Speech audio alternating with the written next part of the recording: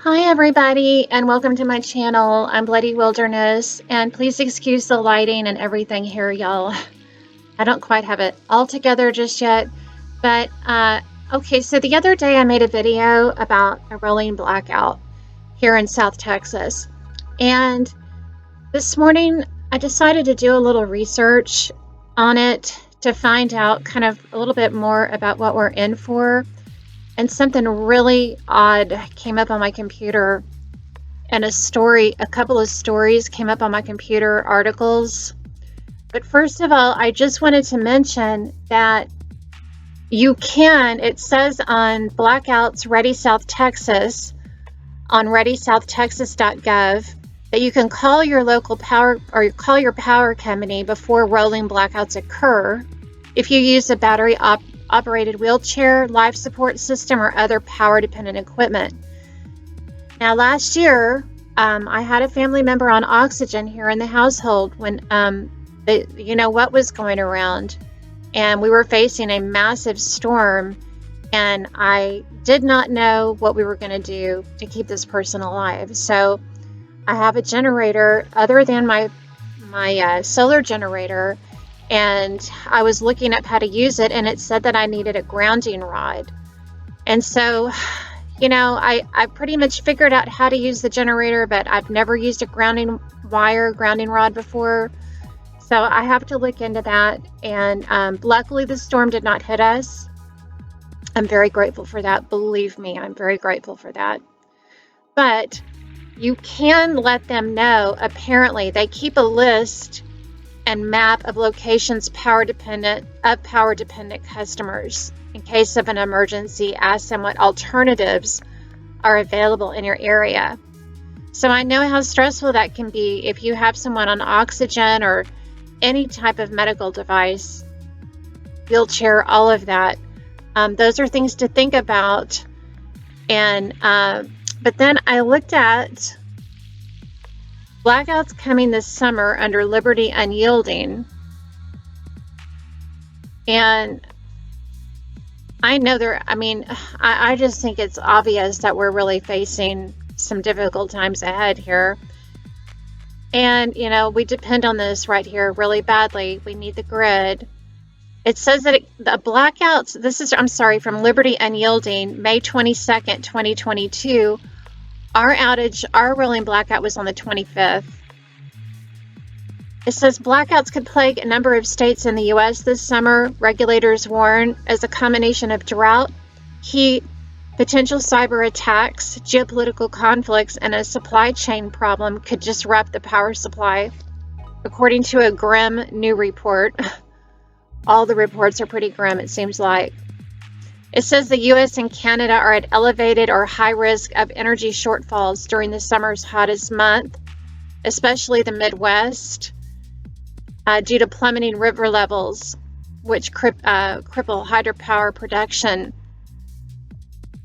And then it says that, listen to all these states. An NERC map shows all states in the western half of the continental U.S., including North Dakota, South Dakota, Nebraska, Kansas, Oklahoma, and Texas, are at least under elevated risk of energy shortfalls, with parts of the northeastern states under most high risk.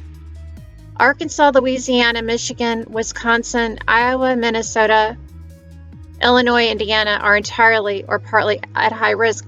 Everyone's at high risk. We're all at high risk now. And then look at this. I don't know if you can see my cursor. Hang on a second. Look at this. I am not going to read this, but if you can see the red writing on the screen, please read this. You guys, I know we have elections coming up, and I don't buy into the system anymore, but I'm just saying that this is just horrific. This is just another sign of societal decay. I'm still reeling from what happened in Uvalde, and I don't know how much I can talk about this, really, to be honest with you.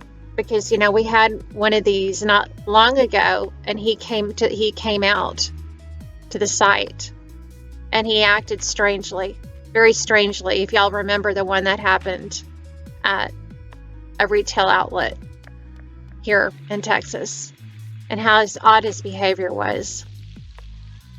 I thought it was really odd. And so that was really chilling. I don't know why that came up in this article, but it's just, it's sad. It's depressing. It really is. It's just, I don't even know what to say about that. But in the meantime, we have to take care of ourselves. It says that persistent extreme drought, of course, that's going to pull on the system. And then I had another story. Here we go. Texas grid operator. This is under KLTV. I need new glasses, you guys, really bad. I don't want to spend any money. Texas grid operator told a power plant to delay repairs ahead of a May heat wave. It was among 6 that crashed. Of course, they're blaming it on climate change, and other factors are shortening the window when aging Texas power plants can make necessary repairs to run at full strength. But here's the story. And it was published May 17th, which I find when we had these rolling blackouts, I'm finding a lot of articles that were posted around this time. This is from the Austin, Texas Tribune. On Thursday, Texas's power grid operator told at least one power plant to delay its scheduled repairs and keep operating to help meet demand during hotter than expected May weather. The next day, the plant went offline anyway when some of its equipment stopped working properly, according to energy giant Calpine, which owns the plant. Calpine declined to identify the plant. I'm going to skip. It says that, well, let's see. By just after 5 p.m. on Friday, the Electrical Reliability Council of Texas announced that 6 power plants had gone down unexpectedly and asked Texans to turn up their thermostats to 78 degrees for the weekend and avoid using large appliances during the hottest hours of the day to reduce strain on the power grid. End quote. We had a scheduled major maintenance outage beginning Friday, May 13th, but it was canceled by ERCOT on May 12th. A Calpine spokesperson said in a statement, adding that May is a shoulder month, during which power generators historically take power plants offline to do repairs and maintenance during cooler weather. I didn't know that. But this month has been warmer than most Mays of the past decade, leading to a higher electricity demand and causing ERCOT to scramble. Several other power plants broke down Friday and could not produce electricity after agreeing at ERCOT's request to postpone planned maintenance shutdowns, said Michelle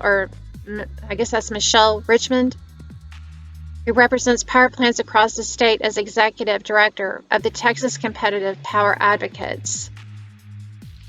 That contradicts what the grid operator said Friday when an ERCOT spokesperson told the Texas Tribune that maintenance delays did not cause any of the 6 power plant failures.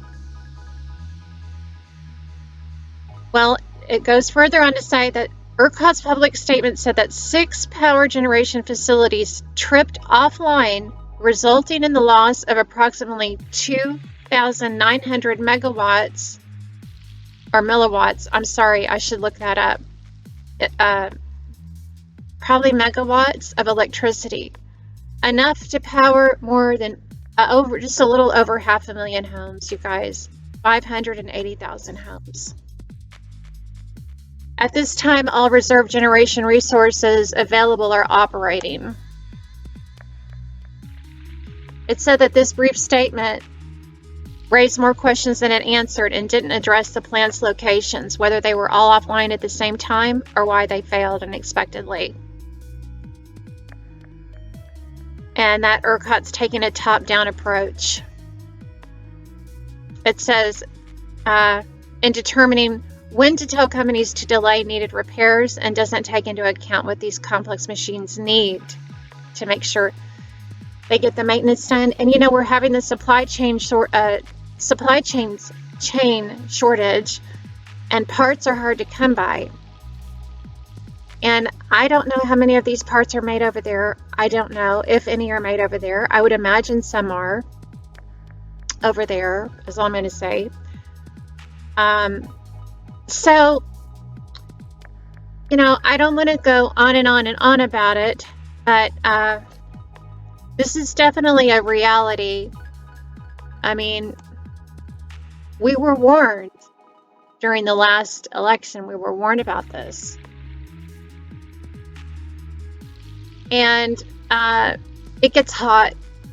And one of the things, I have people to look after that have health concerns. And one of the biggest things is dehydration. And that can set in within easily 45 minutes to an hour. It does not take long. It actually probably sooner than that. In your home, I can't tell you how hot how hot that heat gets. Especially in the South, it's like a wall of heat. And if you don't have something set up to at least run a fan, and then even if you run a fan or an AC unit, and we're going to set ours up, I'm going to video it and show you how we're going to do it.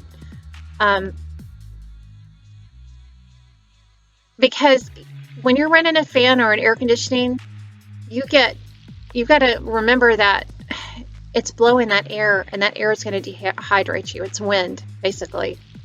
So as I set up this one room, which I guess is going to be my safe room here in the house we'll probably be able to get 4 people in it if we have to. I don't know about their pets, but yes, all pets will all have to squeeze in here, I think.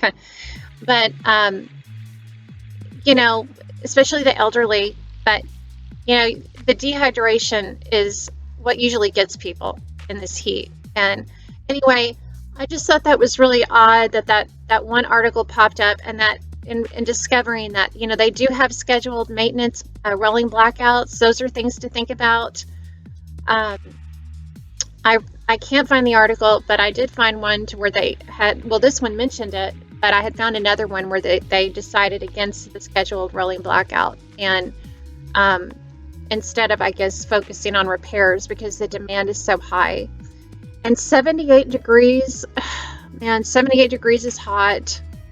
It is, especially if you're used to you can acclimate to that. But one thing that I noticed is the more that I'm outside and the more that I, spend time outside, is the more acclimated that I get to it, not needing it to be as cool. But there's a lot of people in a lot of different situations that can't do that. So, if you can get your hands on a generator, a gas generator, that would be a good idea. But as I get more familiar with everything, I'm going to post, because I want everybody to know that they can do it themselves. Because during the emergency, when my family member was on oxygen, I did not know who to call to come and help me set up a generator for the oxygen machine, and it caused me I thought I was going to have a heart attack over it. I really did. I did not know who to call. I didn't know what to do.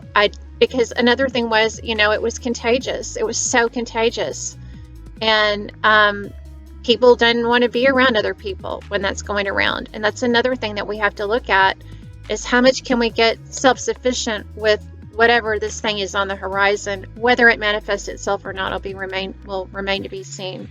But I just wanted to put it out there. I'm rambling, and I'll be back in touch. Thank y'all for anybody who's watching my channel. If you wound up in this corner of a YouTube universe, I don't know, you're just in a country girl's world. Okay, love you guys. Talk to you later. Hopefully your power won't go out and you'll know what to do when it does. I'll be back. Bye-bye. God bless you guys, and Jesus saves. He really does. He saved me, and I know he'll save you too if you just ask him.